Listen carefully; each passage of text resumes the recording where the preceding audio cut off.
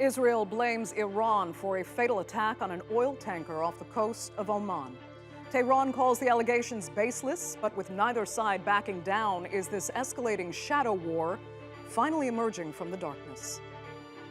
I'm Andrea Sankey, and today's newsmaker is the covert conflict between Iran and Israel.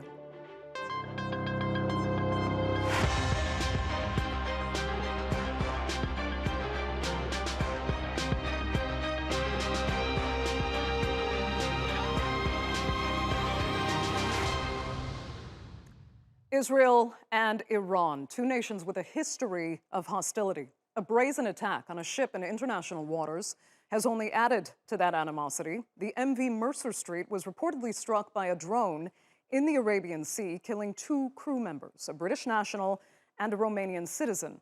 It's not the first time a ship has been sabotaged, but this attack represents an escalation in terms of the technology used, the level of force, and the impact it's had. The oil tanker is operated by Zodiac Maritime. That's a company owned by Israeli billionaire Eyal Ofer. The US, the UK, and Israel are now warning of coordinated retaliation. And there are fears the fallout could be severe. Let's take a look at previous confrontations between Israel and Iran. On November 30th, 2020, Iran's top nuclear scientist Mohsen Fakhrizadeh was ambushed and allegedly killed by a remote control weapon while in his car. It was the latest in a series of assassinations of Iranian scientists beginning in 2010, widely believed to have been carried out by Mossad in an attempt to cripple Iran's nuclear program.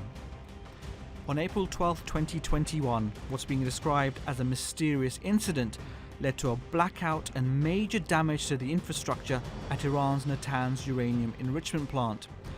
The suspected cyber attack came one day after Tehran announced it had started using advanced uranium enrichment centrifuges at the site, a breach of the 2015 nuclear deal. Later in April, Israel intensifies airstrikes on Iranian missile and weapons producing centers in Syria. It's the latest in a wave of attacks inside Syria carried out with increasing frequency that began in early 2019. On July the 3rd, Israel blamed Iran for an attack on an Israeli-owned cargo ship in the northern Indian Ocean. The ship was en route from Jeddah in Saudi Arabia to Dubai. A fire broke out on board, but no one was injured. So could this latest confrontation push the standoff over the edge? Israeli Prime Minister Naftali Bennett says he's convinced Iran is responsible and there will be consequences. I determine with absolute certainty that Iran carried out the attack against the ship. In any case, we know how to send a message to Iran in our own way. Now, while the Israeli Prime Minister says he has evidence Tehran is to blame, so far nothing has been made public. But Bennett isn't the only one pointing the finger squarely at Tehran. Both the US and the UK agree with Israel. Britain's Foreign Secretary called it unlawful, callous, and deliberate, and the US Secretary of State says there's no justification for it. Iran, however, maintains its innocence. The Zionist regime must stop such baseless accusations, and it is not the first time to direct such accusations at Iran. But is anyone taking Iran's denial seriously? And if not, where could retaliation lead? To discuss that and more, I'm joined now from Tel Aviv by Danny Ayalon. He is Israel's former deputy foreign minister and former ambassador to the United States. From London, we have former Iranian diplomat Mehrdad Khonsari. And Scott Lucas is a professor of international politics at Birmingham University. Thanks all so much for being with us. I realize all of you agree Iran is most likely the culprit, and I know logic would point that way, but still I have to ask, for the sake of fairness, if Iran is not responsible, as it claims, who else could be behind this? Tehran is going to argue that they're being set up, that the UAE, Saudi, even Israel itself could have done this intentionally in order to justify some kind of action against Israel. Or was it possibly an accident, trying to use drones to intimidate the ship, then losing control of one? Scott Lucas, let me start with you. No, first of all, it was not an accident. I mean, two explosions, missiles, if you were, hit the living quarters of the ship. And that's far from being an accident. There, in the world of the internet, will be those who will probably claim it's a false flag, that someone's trying to set up the Iranians. But I think let's not go there. Indeed, the military officials in Iran, before Tehran shifted itself, they told Ayalon, the Iranian Arabic language outlet, yeah, we did this. We did this in retaliation for Israeli airstrikes inside Syria.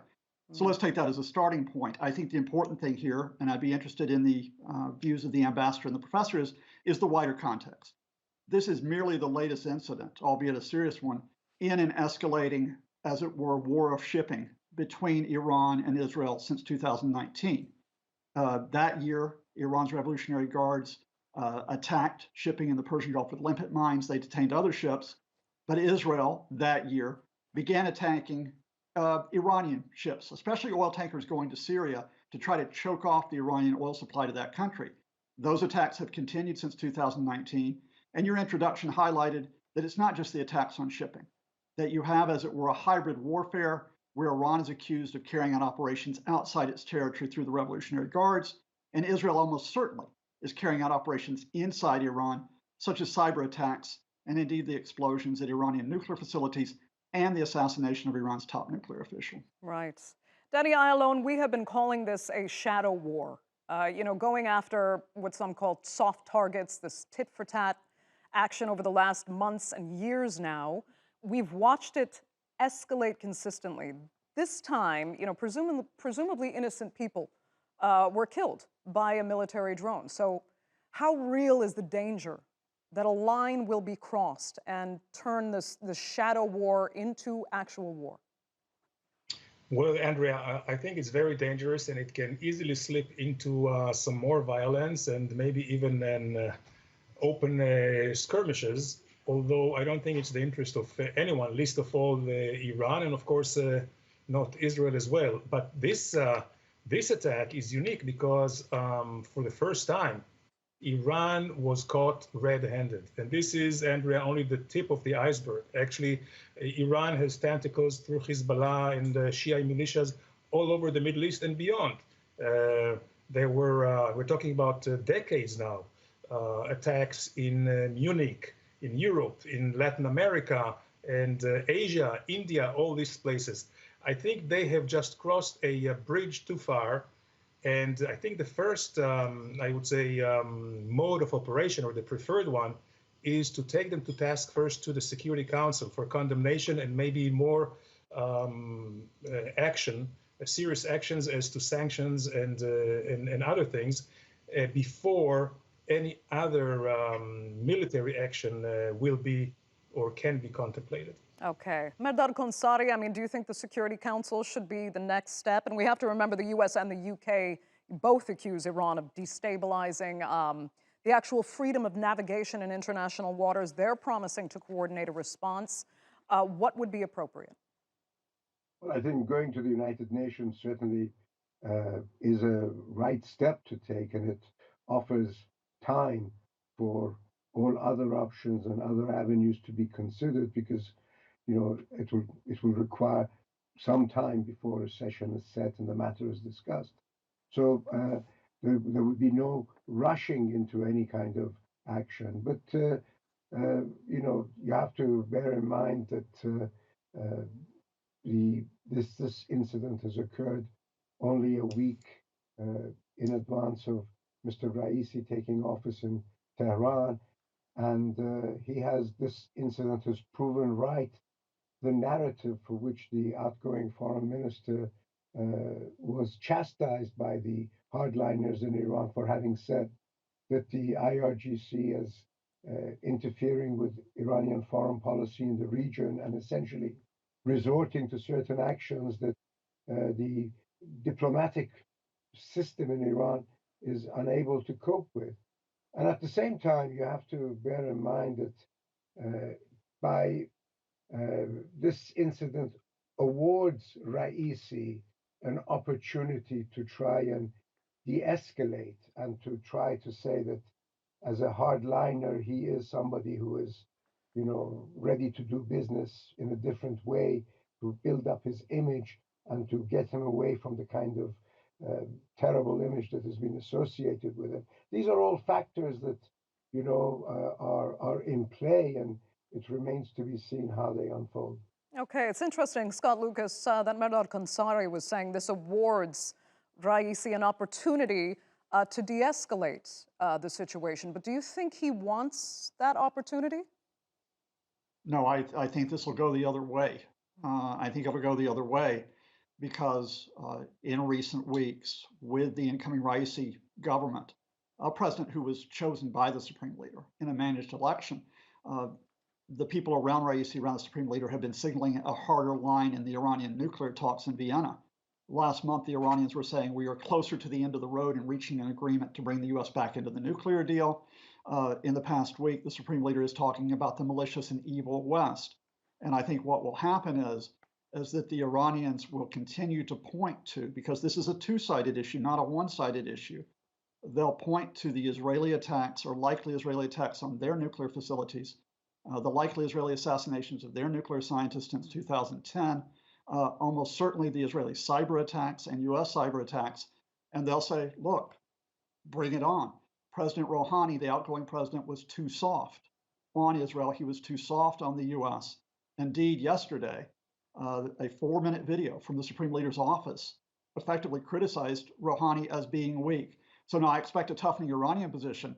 And I think, just with respect to the ambassador, the problem with saying take this to the UN Security Council is that in a two-sided hybrid warfare, those countries who are behind Iran, the Russians and the Chinese, will point to Israeli actions in the Security Council and say, well, if you're going to condemn Iran, why aren't you condemning the other side as well? Both sides really need to take a step back here if you're really talking about diplomacy. Right. Mehrdad Khonsari, quickly, I mean, if it does go the other way, as Scott Lucas was illustrating there, what do you fear for Iran? I mean, if there are further sanctions, further action taken against Iran, how much more can the economy, can the people of Iran actually take? Well, the point is that there is no limit to what Iranians can take in the absence of being able to do anything, you might say, final in order to try and rid themselves of the system that is before them.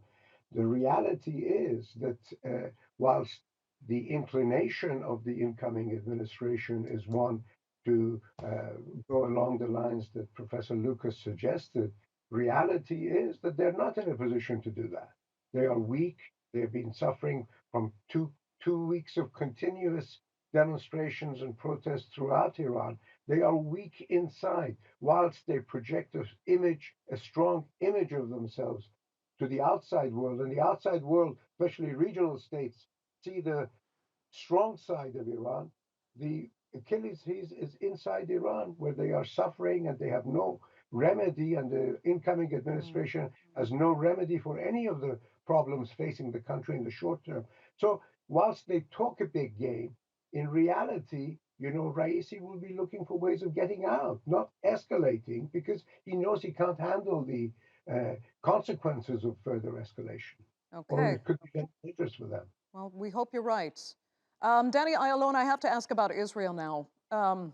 Is Israel's goal actually, as Israel has said, to make sure that Iran simply doesn't get nuclear weapons? Or is the ultimate goal here actually to take down the Iranian government? Well, Andrea, that was well put, because the bigger fish to fry here really is the Iran illegal nuclear program, and this is where Israel keeps its eye on the ball all the time. All the other things are distractions, whether maritime covert operations or even the entrenchment or the attempt of Iran's entrenchment in Syria and of course in Lebanon. The main thing for Israel, which they call it existential, of course, is the Iran nuclear program, and this will continue to be at the top of the Israel's agenda. I would like to add another, maybe a domestic or political issue here. Bear in mind, Andrea, we have a new government, and the new government is always measured against the government of Netanyahu, who has been in power for 12 years.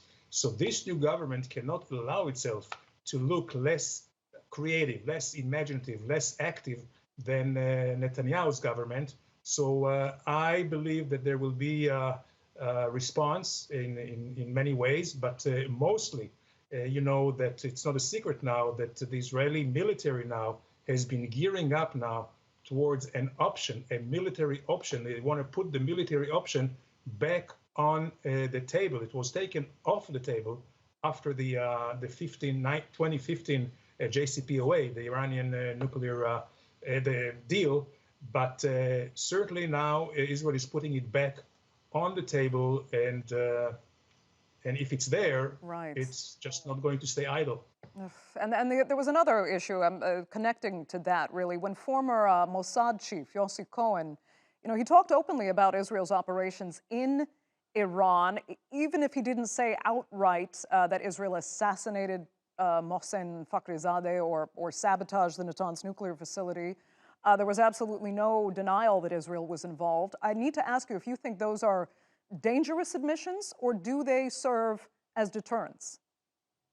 Well, I think here we have to be a little bit more precise, because he didn't take any responsibility for any of the assassinations or the Natanz explosion. He did take responsibility of what Israel has already shown to the world of lifting up the entire nuclear archives of Iran. This was already exposed to the world, and you know there was a cache of a lot of files and disks, information which absolutely showed all the illegalities of Iran's activities, and also the way they try to subterfuge and to really cheat the international community. Did it, though, show that? Because, I mean, it seemed Netanyahu wanted to give Israel that leverage by exposing what Mossad had gotten out of these documents. It seemed to fall actually rather flat. He wanted to say it was a danger to the world, we need to respond now, and there really was no response. Yes, I think that the fact that there was no response really from the world was not on the merit of the intelligence and the very, very raw and real data that was taken out of Tehran. But I think it was more out of political considerations, trying actually to keep Iran in the JCPOA, and now maybe to renew the JCPOA or to come up with another agreement. But I don't think that there is any illusion by anyone in the world, including Russia and China, which are very much close to, or the closest to Iran in the international community at this point, that where Iran is headed with its nuclear ambitions and activities, we will have to see. And I agree. Okay. I tend to agree with Professor Lucas that under Raisi now, the hangman from Tehran, things may be looking much bleaker. Scott Lucas, I just want to get your thoughts on what you just heard, especially regarding, you know, the revelation of the documents that Benjamin Netanyahu was very proud to show, and if you think they really do have the effect that Israel was hoping for. Well, it fell flat because the international community, or at least those in the know that those documents referred to the Iranian nuclear program pre-2007, especially pre-2003, when they were pursuing nuclear weapons capability.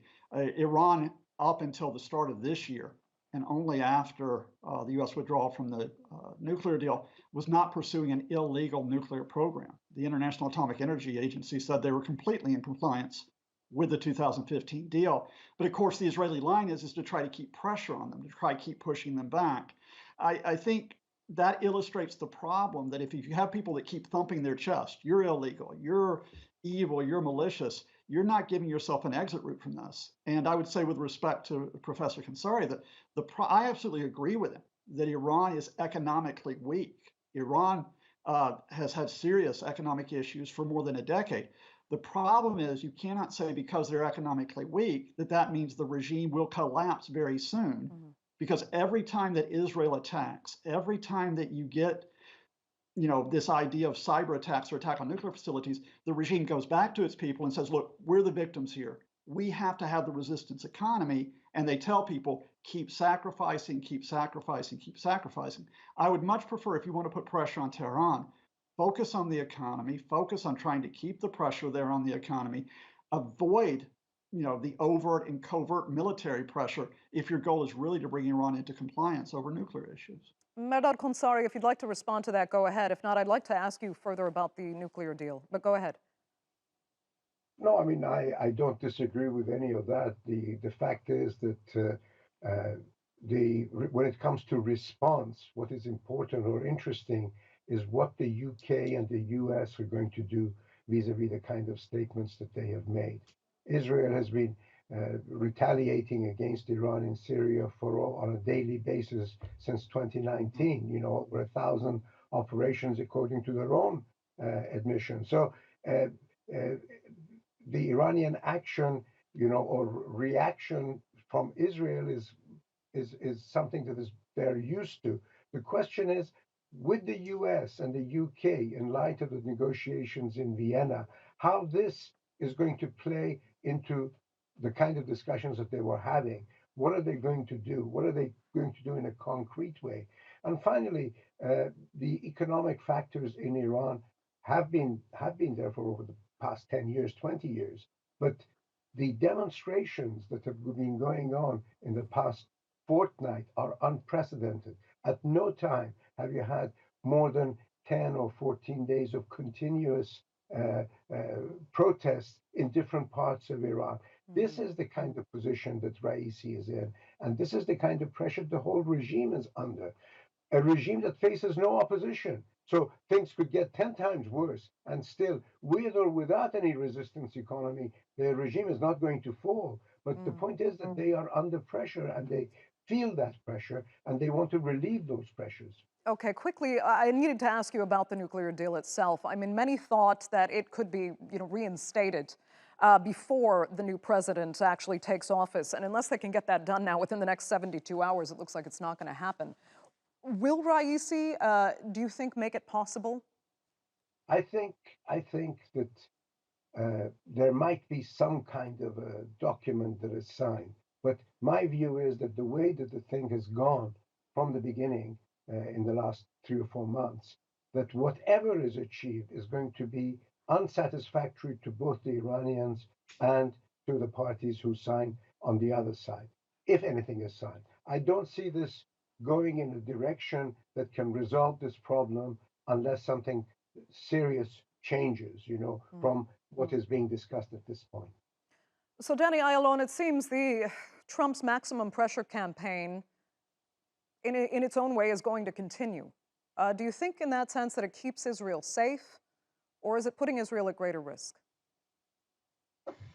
Well, I would say the sanctions, if they're kept with the maximum sanctions, again, provided the Iranians will not go back to the JCPOA, I think that will really compromise the Ayatollah's regime, and it could result. I mean, I think there is an end to the barrel of the economic power of Iran, and I think they are reaching that very bottom quite quickly. So.